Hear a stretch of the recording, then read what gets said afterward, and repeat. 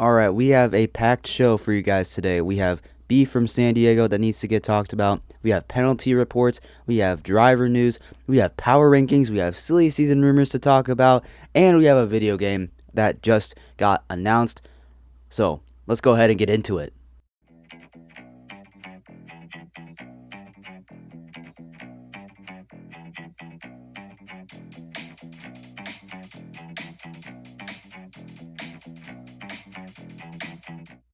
Welcome back to another episode of Talkin NASCAR. I'm your host, Andrew. Hope you're all having a great day. Thank you all so much for tuning into this episode. This really busy episode of Talkin NASCAR. Again, like I mentioned in the intro, lots of ground to cover in this one.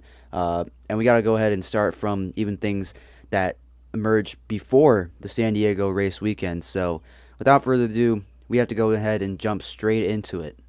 But before we do, make sure you are following the show if you aren't already. If you're listening on Spotify or Apple Podcasts, it's very simple. You can find the follow or subscribe button. Click that, and you will be automatically given a notification or a reminder or news about when a new episode of Talkin NASCAR drops. And if you're listening on YouTube, you can go ahead and hit that red subscribe button, hit that little notification bell as well if you want to get a notification for whenever a new episode of Talkin NASCAR has been released. So thank you all so much for doing that. Let's go ahead and jump straight in to the episode.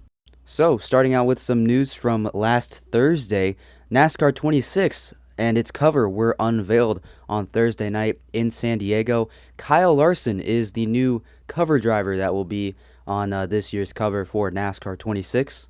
This will be iRacing's second go at making their NASCAR console game, NASCAR 25, their first go at it. And from what I heard, NASCAR 25 was a solid game for iRacing's first ever time making a console game. So shout out to iRacing for doing a pretty solid job.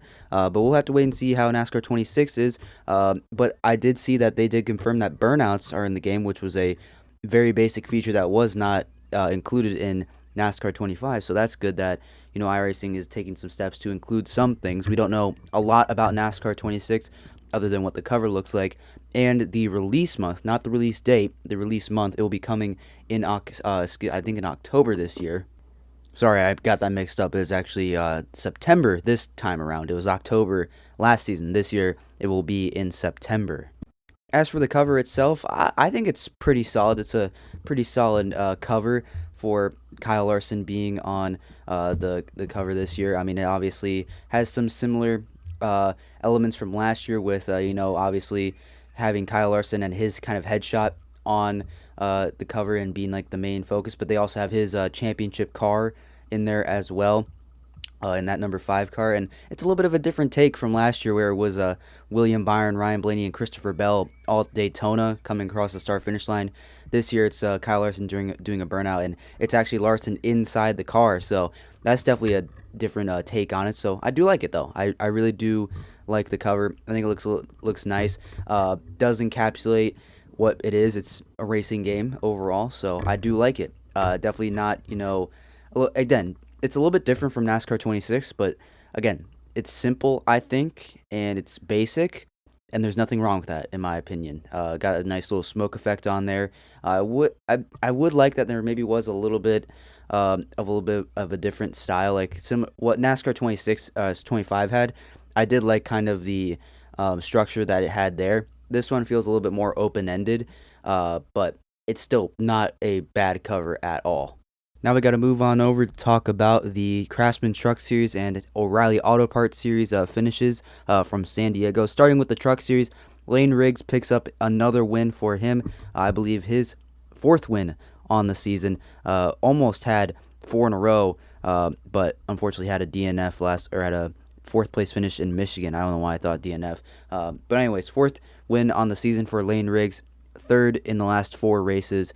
Really good stretch that Lane Riggs is on as of late. It was a thrilling battle between him and Tyler Reif of Nice Motorsports. Unfortunate that Tyler Reif made that mistake and got that penalty, but it was still a thrilling battle that came down to that final chicane where Lane Riggs, his experience in the Truck Series definitely came into play, I would say, over Tyler Reif, and Tyler Reif only making one of his handfuls of starts this year in the Truck Series. So great effort by Tyler Reif. Unfortunate that he couldn't come up with the victory, but still, really impressive job by Lane Riggs. Daniel Hemrick ends up inside the top five. Well, he hasn't been in the top five much this year, but really solid result for him. Kaz Gralla for Hallmark Friesen Racing in the 62 truck. Kaz Gralla's first race in a little over 9 months is a top five result for him, so shout out to Kaz Gralla. Landon Lewis for Nice Motorsports, another top five finish for him. He's been very solid in his limited schedule for Nice this year. Ty Majeski rounds out the top five. Justin Haley and Brendan Queen also inside the top 10. Their other teammate of Minnie Tyrell just outside the top 10 and 11th. And then Ben Rhodes, Christian Eckes, and Gio Ruggiero would round out the top 10. Then Tanner Gray, Chris Wright, Adam Andretti, and then Cole Butcher would round out the top 15. And looking at the rest of the order, Brendan Gaughan, big name in the field, his return to the Truck Series, his return to NASCAR in a little over 6 years, I believe, ends up in 16th. Parker Kligerman for the 75 team of Henderson Motorsports in 18th. Tyler Reif ends up in 19th after he suffers that penalty. Chandler Smith ends in 22nd. Caden Honeycutt started on pole, looked very good in this one. Once again, finishes in 23rd. Justin Marks in 25th, driving for Aspire. Jimmy Johnson, driving for Tricon Garage, led a couple laps, was up front for the majority of this race. Fortunately, got caught up in a couple incidents, got a little bit of damage, ends up in 30th. And then Jamie McMurray in 34th suffered a mechanical issue on his truck. And then Corey LaJoy in 35th would be the last driver of the race. And then looking at the O'Reilly Auto Parts Series, Austin Hill picks up his first career NASCAR O'Reilly Auto Parts Series victory in San Diego after starting inside the top five. Had to make a last lap pass on Taylor Gray for the win in turn 3. It was a big charge to the field for Austin Hill. Very emotional win for him and for Richard Childress Racing. They're the organization's first win since Kyle Busch passed away a couple weeks ago. So very emotional win for them. You could hear in Richard Childress post-race little interview with the CW that he definitely got choked up a little bit. They had the Kyle Busch flag. Austin Hill did some burnouts and donuts right by the Kyle Busch number 8 that's in San Diego. So that was a really special moment for them. So really cool for them to get that win.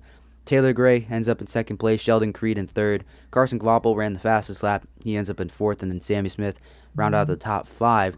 And then Jesse Love, Parker Retzloff, Austin Green, the road course ace for Peterson Racing in 8th. And then Harrison Burton and Corey Day would round out the top 10. Corey Day had a little bit of damage on his car early on in this race, still rise to get a top 10.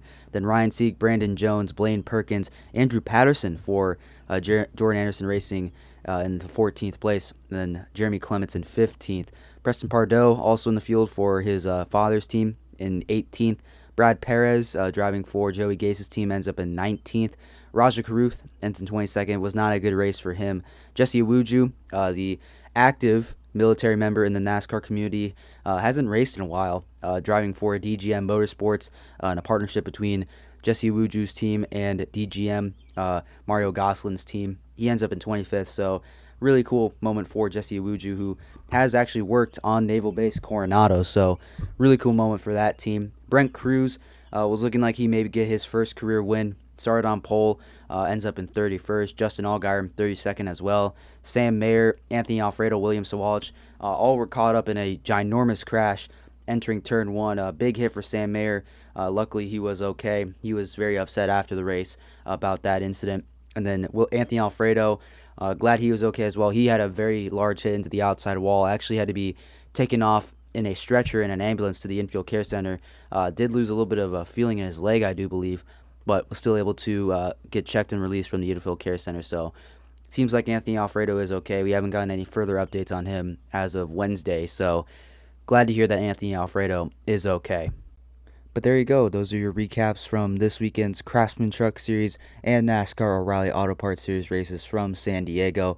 Let's talk about now AJ Allmendinger. He was asked on Sunday in the NASCAR Media Center about his future with calling racing, and his answer was very simple. He said that he is committed with calling racing for the long term, and as far as he knows, he has a contract with the team until 2032.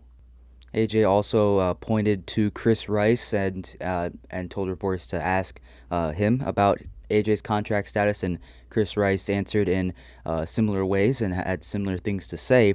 And when I hear that, that Allmendinger has a contract through 2032, I'm thinking that's a crazy contract because AJ Allmendinger, again, he's been with Calling Racing for about, I would say, 9 years, or 6 or 7 years now, maybe 8 years now. I can't exactly remember. But he's been with Calling Racing for a little while now, and he has stated several times that he is with Calling Racing for the long term, and he's going to be very loyal to them. And that's what he has been, and it looks like that is what he will continue to be doing for the rest of his NASCAR Cup Series career. And if, by my math, by the time his contract expires with Calling Racing, AJ Allmendinger will be 51 at that point. So that's definitely a commitment if you're AJ Allmendinger. Now, granted, a lot can change between now and then. Allmendinger might say, okay, I've rethought, and maybe I won't go all the way through 2032. Maybe I will choose to hang it up. And again, maybe it doesn't have to be always in the Cup Series. Maybe AJ will go O'Reilly Series racing if Calling does, start up their O'Reilly program again, because Allmendinger has, very good success in the O'Reilly Series. Recently, he's had multi-season win seasons with them in the O'Reilly Series, even before jumping back up into the NASCAR Cup Series. So there's definitely options when it comes to AJ Allmendinger's future with Calling Racing. So yeah, that was something that surprised me a little bit to hear that Allmendinger has a contract through the 2030 season up until about 2032, through that season until 2033 when he'll be 51. That's a pretty big contract if I'm, anybody. You don't see those type of contracts really in NASCAR with how long AJ's been with Calling. Yeah, that's quite a long contract, especially in NASCAR. So yeah, AJ Allmendinger sticking around with Calling Racing for the long haul. And sticking with Calling Racing, they announced earlier today who will be the driver for North Wilkesboro in the number 25 free agent truck, and that will be Ryan Newman. Ryan Newman, also known as Rocket Man, will be making his first start in NASCAR since 2023 when he last drove for Rick Ware Racing in the 51 car. And Ryan Newman does have a history with Dodge. He drove for Dodge starting back in 2000 when he drove for Penske, and he spent 13 seasons with Dodge when he was with Penske. So these two do have a history with each other, both Dodge and Ryan Newman. But yeah, really cool to see Ryan Newman returning back into the seat of a NASCAR stock truck. He's a former Daytona 500 winner, a former Brickyard 400 winner. Very good driver over the course of his career, so it'll be exciting to see what Ryan Newman can do behind the wheel of a Ram truck in North Wilkesboro in a couple weeks. Next up, the weekly penalty report for NASCAR came out yesterday, and to no one's surprise, Bubba Wallace's team was one of the teams on that penalty report. In fact, the only team on the penalty report for that loose wheel they had on Sunday. So two of their crew members have been suspended for the next two races. That was the rear tire changer Adam Hartman and jackman Nathan Ricketts. They will be both be suspended for both this weekend in Sonoma and the next weekend in the NASCAR Cup Series return to Chicagoland. Next up, we have to talk about some of the squabbles that happened this past weekend in San Diego, one of which is still ongoing, and we'll get to that one. That will be the last one we talk about. But let's start by talking about the Truck Series little squabble that went on between Parker Kligerman and Adam Andretti. So on Friday, Adam Andretti piloted that number 5 Toyota Tundra for Tricon Garage in one of his few starts in the Craftsman Truck Series. He's running a limited schedule for the team. He was able to drive that truck to a 15th place finish. Parker Kligerman, driving for Henderson Racing, or Henderson Motorsports, he drove them to a finish just outside the top 15. And after the race, Parker Kligerman had a bit of a conversation with Adam Andretti and was clearly not happy and pleased with how Adam Andretti raced Parker in this race.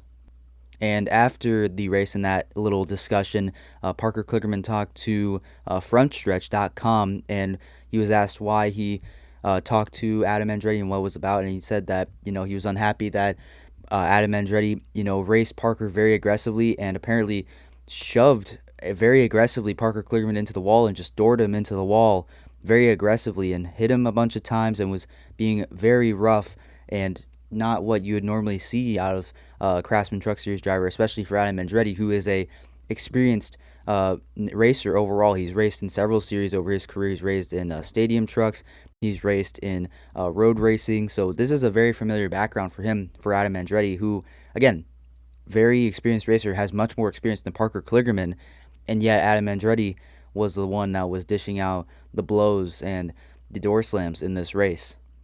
And while Parker did, give some of that contact back, Adam Andretti apparently tried to get back at Kligerman after Parker did retaliate, I guess, or self-policed out on track after Adam Andretti had the first offense.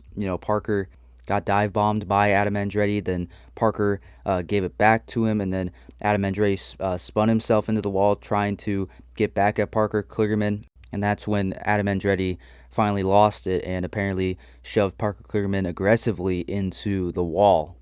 So Parker said after the race that he said, quote, Adam Andretti tried to kill him out on track, and continued to criticize him by saying that rich kids paying to go run around with no respect out on track.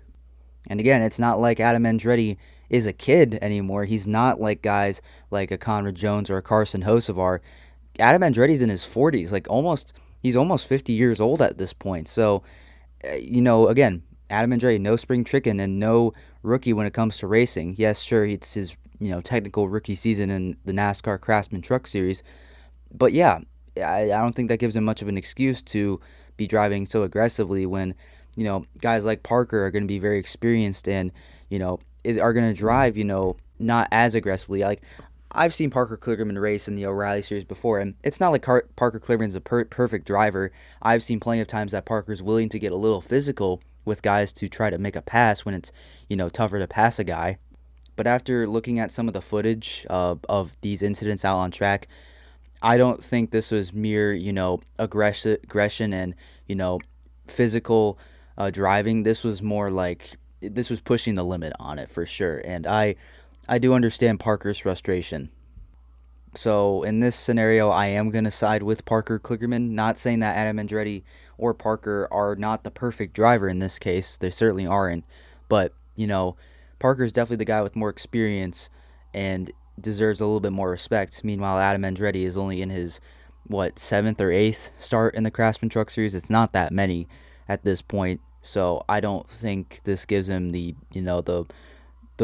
leeway to, be very aggressive, even though he's getting plenty of example and like a good example from all the other Craftsman Truck Series drivers who do drive a little bit more aggressively. Though I will say that, that has gotten tamed down in recent weeks. There hasn't been nearly as much dive bombing and on-track controversy as there have been in the past. I will say that has gotten better, at least this year and even a little bit last year. Another incident I want to follow up on is the Kevin Magnussen versus Noah Gragson incident. And it's kind of a similar thing to what Adam Andretti and Parker Kligerman were, talking about here. It seems like Noah Gragson and Kevin Magnussen were going out and on track. Kevin Magnussen was, according to Noah Gragson, was being a little bit more reckless and not driving with much respect. Noah, I will say, based on some of the onboard from what was shown on Kevin Magnussen's car, that Noah, was, not driving as clean as he should be probably. He was blocking down a straightaway, blocking into the corner, taking a very aggressive lines. So I get why Kevin Magnussen was very frustrated about it. But still, some of the retaliation that Kevin Magnussen gave was a little unwarranted in my opinion. He flat out wrecked Noah Gragson and ended his day. And again, similar to what Parker Kligerman was upset about with Adam Andretti, is that Kevin Magnussen was being very aggressive and driving a little reckless, to use similar words, I guess. That's what both Parker and Noah said in this incident. And again, they both flat out got wrecked by both these drivers. And then Denny Hamlin chimed in on his podcast a couple days ago to voice his opinion on this incident. And it's safe to say that he did side with Noah Gragson on this one. He said this on his podcast, Actions Detrimental, quote, "If you're coming over here for a one-off, you got to show the competitors some respect who are here full time." He also said, quote, "I guess stereotyping us in NASCAR as well, you guys just run into each other, so I think it's okay just to power drive into you, into turn 12 on lap 3. I'm not a huge fan of that. I have nothing against him at all. I raced around him a little bit today. He was fine, and I think what he did was wildly impressive. But yeah, I'm going to have to side with Noah on this one." And yeah, again, similar to what Parker Kligerman was upset about with Adam Andretti, and it's kind of startling how similar this incident is. It's two open wheel road course racers Adam Andretti and Kevin Magnussen running into the NASCAR regulars of Parker Kligerman, who is a very well versed road course racer in the NASCAR world. And Noah Gragson, while not quite as good at road course racing, has been in NASCAR significantly longer than Kevin Magnussen. So they both know what it takes to be out on track. And it's not like they both haven't ruffled feathers. Again, Noah's ruffled way more feathers in NASCAR and made so many more mistakes when it comes to making mistakes out on track and being aggressive on track and having run-ins with a guy like Ross Chastain in the past. So out of everyone, Noah Gragson to know what it means to be a respectful driver. And again, he's had runs in the O'Reilly series before. I remember he tried to hang a left. I think it was on Myatt Snyder at Road America, I think. But yeah, anyways, two very interesting controversies between the two open wheel road course racers, between Noah Gragson, Kevin Magnussen, and then Parker Kligerman and Adam Andretti. So you guys are going to have to let me know down in the comments what you think of these two controversies and who you're siding with in either case. And the other little not controversy, I guess little beef going on online is between Corey Heim and Carson Hocevar, two rivals of the Craftsman Truck Series. And this stems from Sunday. It was Corey Heim that gave Carson Hocevar a spin in the chicane with only a couple laps to go. Corey Heim trying to chase down Tyler Reddick to go for the win. Heim ended up going on to win that race. Carson Hocevar did not have as good of a finish as he would have wanted. And since then, Carson Hocevar and Corey Heim have been kind of going at it on Twitter, albeit though it's not nearly as, feudal, I guess, or as, cutthroat, I would say. It's much more like fun bantering back and forth. And they've had run-ins before. Back in 2023, Carson Hocevar intentionally wrecked Corey Heim at Phoenix, and that cost Corey Heim a chance at the championship. And since then, Corey Heim hasn't really gotten a chance to get Carson Hocevar back for that. It's been about 3 or 4 years in the making now, and I guess Corey Heim technically got him back. And Carson Hocevar said after the race, and I guess told Corey Heim that it was a long time coming and he deserves it. And Corey Heim said himself online that he didn't mean to do it. It was just the heat of the moment. It was go time, and he had to go out and get him. And he doesn't think it was intentional. Corey Heim does, and neither does Carson Hocevar. It was just a racing deal, and I agree with that. So while there is some history between the two, clearly there is no like bad intentions and bad thoughts between the two. Like they're having fun online. Like they're talking about how Corey Heim couldn't make the Dale Jr. Download episode this week, and Carson Hocevar had to fill in for him. And Hocevar was chatting about like how he doesn't have good cell service out on the West Coast, and Corey Heim said that he just needs to get his Spectrum changed out. He needs to go to Xfinity because Carson Hocevar is sponsored by Spectrum, and 2311 Racing is sponsored by Xfinity. It's kind of funny just to see them going back and forth about that, bringing sponsors into it. It's a little funny. So, do I think this beef is anything more than just two younger drivers going at it after an incident on track, and it's just a lot of fun? No, I don't think so.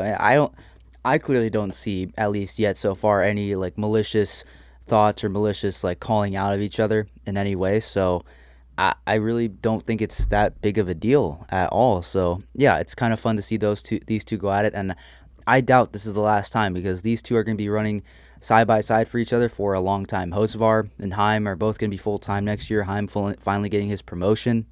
They both now have one win to their name in the Cup Series. Hocevar at Talladega, Heim just this past weekend at San Diego. Then people are going to keep saying that, Corey Heim got his win before Carson Hocevar. Heim got it when he was part-time. Hocevar had to wait until year 3 to go get his first win. So a rivalry is brewing between these two, and it's gonna be one that we're gonna be stuck with for quite a long time. But needless to say, it's gonna be a very entertaining rivalry for a long time. Now, the last thing we get to before the power rankings in this episode to wrap it up, we got to talk about some more silly season and the rumors that have been starting to float around about the number 33 car for Richard Childress Racing in the NASCAR Cup Series.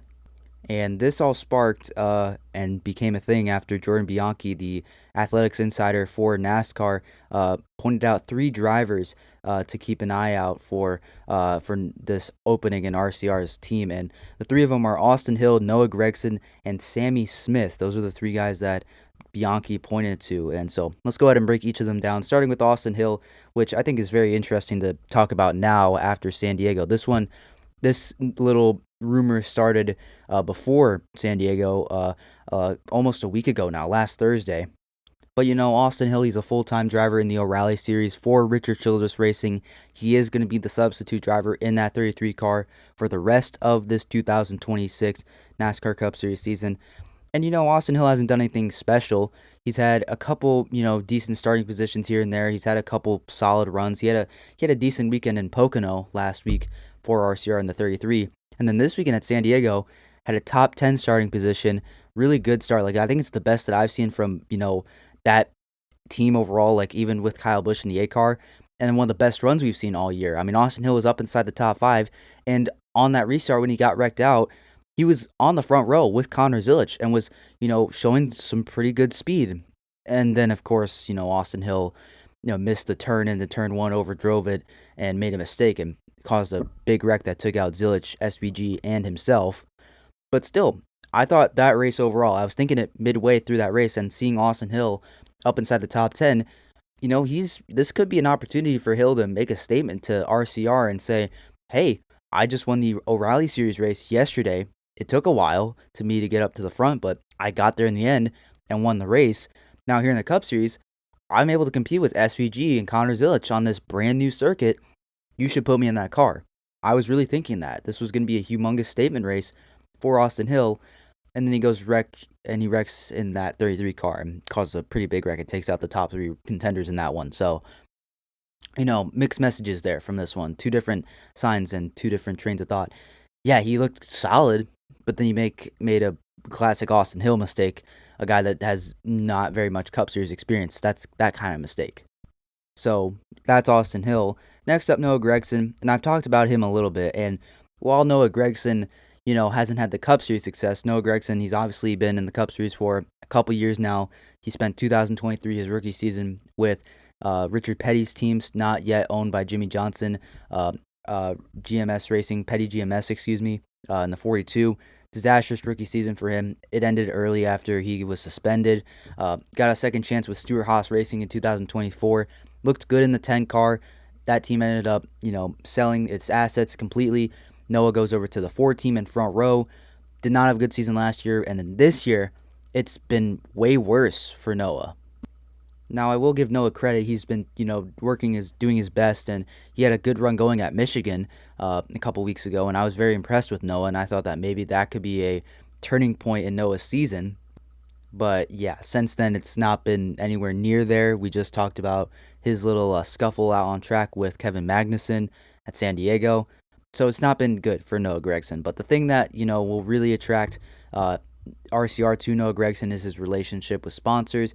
Noah has a history of working with one of RCR's biggest partners, Bass Pro Shops. They were the primary sponsor for Noah when he drove for Junior Motorsports in 2022 when he had that incredible season. So I'm not surprised that Noah Gragson is thrown into that conversation. His relationship with sponsors is very crucial to any team, I believe, but specifically for RCR, it'll be good for them to get a guy that knows and has a good relationship with the sponsor of Bash Pro Shops. And then Noah as well can bring in other sponsors as well. And I think, personally, Noah heading back to Chevrolet, I think could potentially be a good fit because Noah came up through the Chevrolet system, had his most success with Junior Motorsports, a Chevrolet team. I think if Noah goes back to Chevrolet, I think we could see Noah improve a little bit more. And I do think that 33 car is better than the 4 car for front row overall. I don't like the crew chief pairing with that Noah has right now with Grant Hutchins. I really don't. I don't like that pairing whatsoever. I just don't see it. It's not working clearly for Noah. I think a change of scenery for him will help him overall, and I think it could be good for RCR to get a guy like Noah who's younger, has a good relationship with sponsors, get him back in the Chevrolet system. Could be good. And then the other guy, Sammy Smith, is someone that I haven't really heard much about until now. But I think similarly to Noah Gragson, Sammy Smith has a good relationship with sponsors. He's got a big-time sponsor with Pilot flying, his primary sponsor in the O'Reilly Series there. They've sponsored him pretty much the entire season overall, and he's young too. He's shown success in that series, in the O'Reilly Series. getting a couple wins with Junior Motorsports. But it does seem like that sponsorship is the thing that might be driving the Sammy Smith conversation to RCR. It's a similar thing with like Riley Herbst. That's why he got the ride with 2311 Racing. He brought the sponsors, he brought the cash, he got the ride. Similar thing to Sammy Smith, except he probably does offer maybe a little bit more upside than Noah Gragson long term. But I don't know if Sammy Smith's truly the long term guy if you're looking at it personally, because RCR does have a good prospect in Carson Brown, who's making ARCA starts this year. Could be moving up to a O'Reilly Series ride full time next year in the 2 car. So that could be an option. But again, similar to Noah Gragson, Sammy Smith got the money, got the cash. He could bring in the sponsors to, fill that role and offer something a little bit more, a different perspective, a different face in that seat in the Cup Series compared to Noah Gragson. But out of these three, if I had to pick one or predict who might get it, I would have to say Noah Gragson. I don't know how long he can stick with Front Row Motorsports. I do think that Lane Riggs is probably the guy that gets his seat next year in the 4 car. Just a in-house guy. Get Lane Riggs some laps. Get him some experience. Noah, he's been good.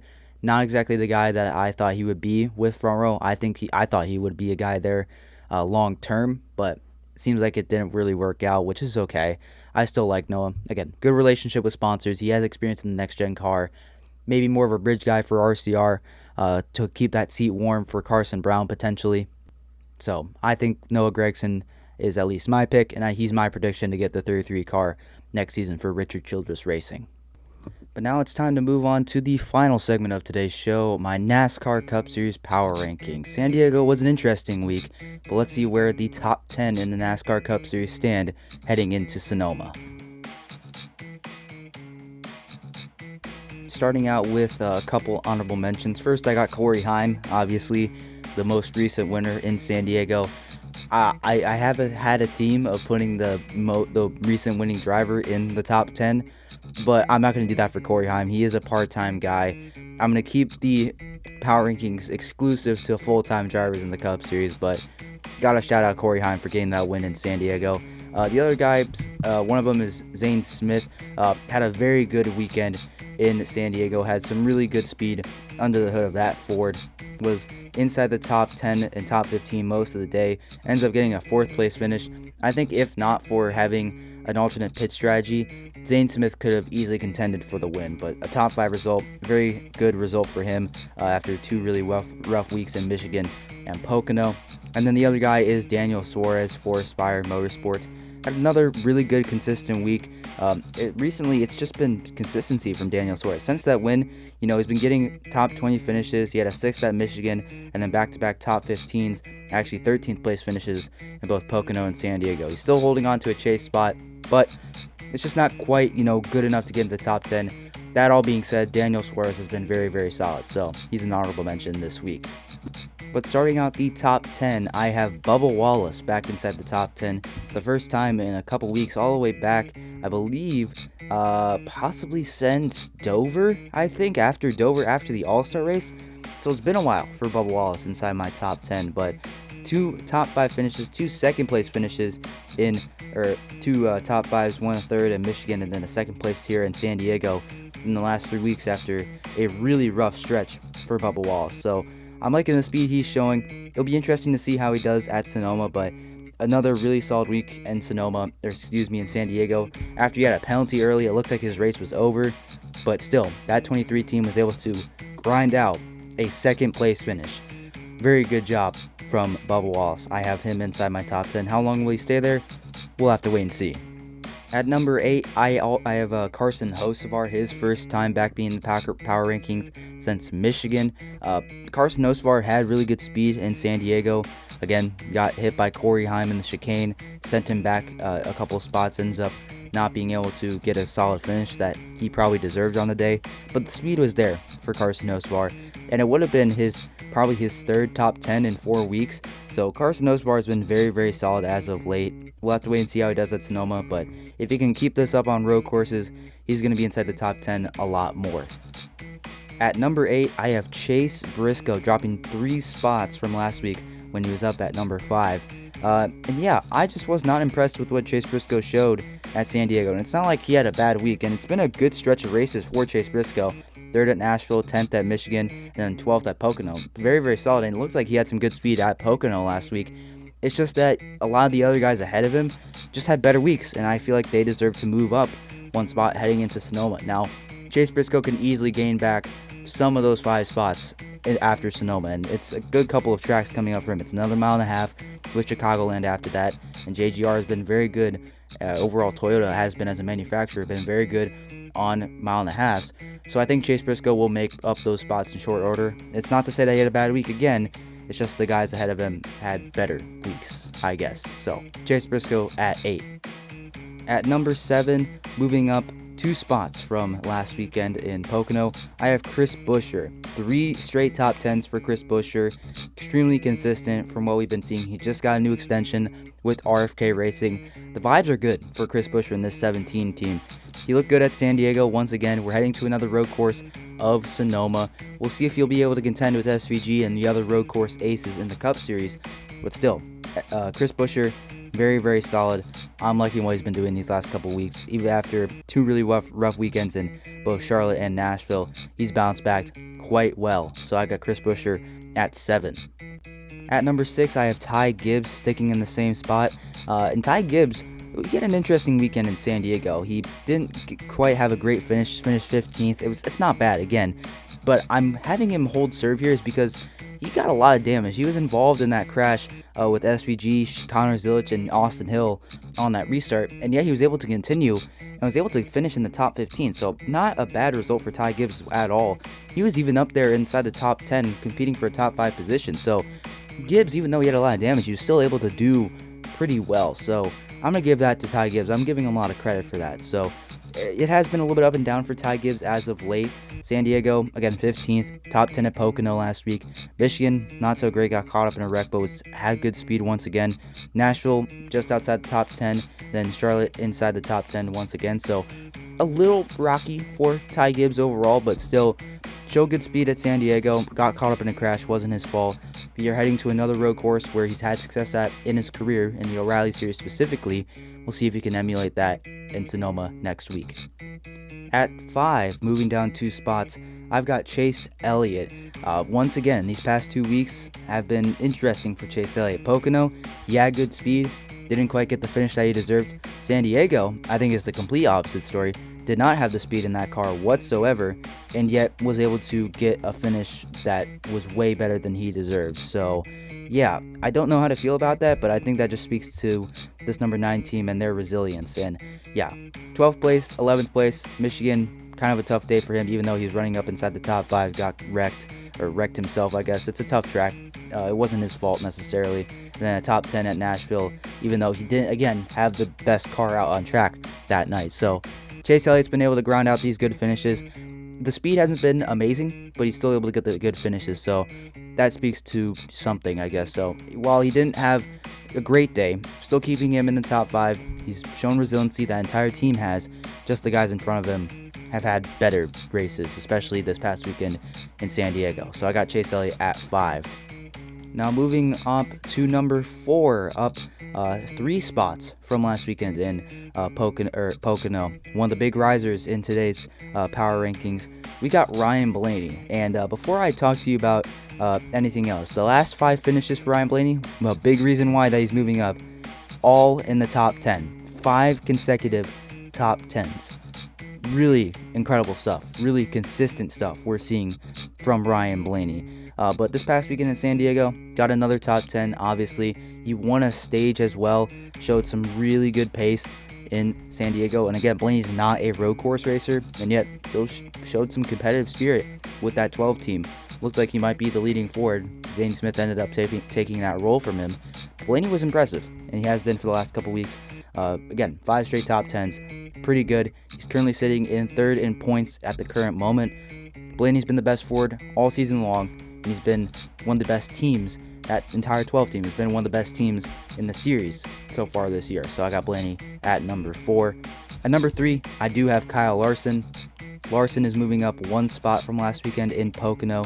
Another top 5 for Kyle Larson. 3 straight top 5s for him. And then if we're going back to Charlotte and not including Nashville, that's 4 out of the last 5 races have been in the top 5 for Larson, and he would have had a top 10 at Nashville if he didn't get stuffed into the wall off turn 2 on that final restart. So Kyle Larson's been very, very good. He's shown a lot of speed. He's very, very close to getting that first win to break that winless streak. Not quite there, though. The breakthrough is coming. The breakthrough is coming for Kyle Larson, and it's coming sooner rather than later. Will it be this weekend in Sonoma?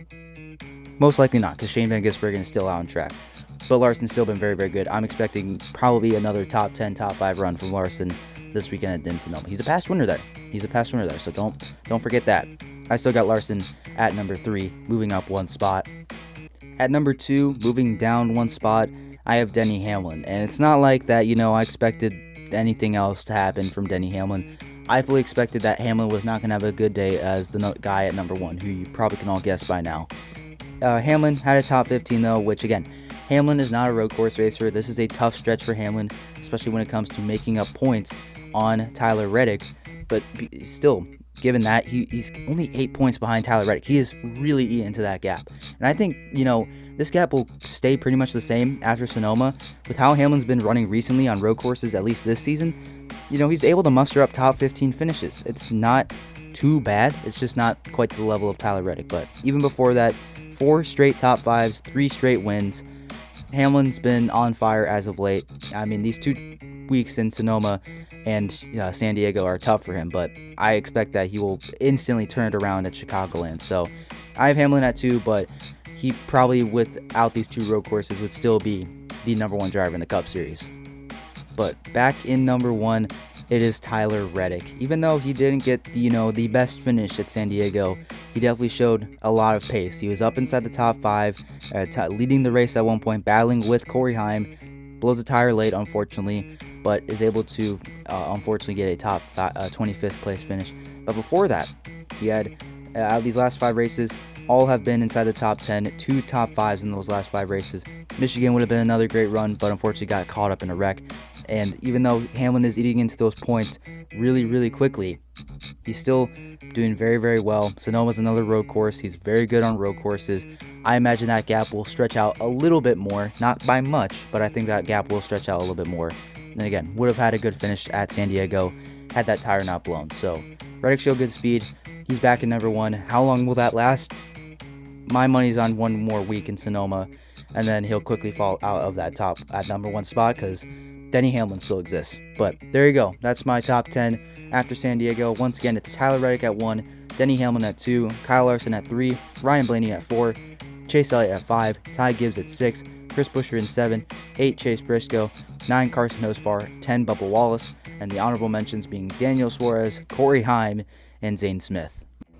But that will do it for this absolutely jam-packed episode of Talkin NASCAR. Thank you all so much for tuning in. Thank you so much for taking this time out of your day to listen to the show. Hope you all enjoyed. If you did, make sure you follow the show so you never miss another episode. You can click the follow button, the subscribe button, wherever you're listening to your podcast. There's a way you can find it. Also, share with your friends and family. Help grow the show even more than we already are. So, very happy to be doing this just as a hobby overall. Very happy to be doing it. I'm extremely grateful. Thank you so much for tuning in. If you like what I'm doing over here, go check out Talking Sports with Miles and Andrew. The NBA draft just wrapped up, so we're going to have plenty to talk about very, very soon. So stay tuned for more on that. The links to the YouTube channel and the Spotify page for Talking Sports are down in the description below. So thank you so much for tuning in, and I'll see you in the next episode of Talkin NASCAR.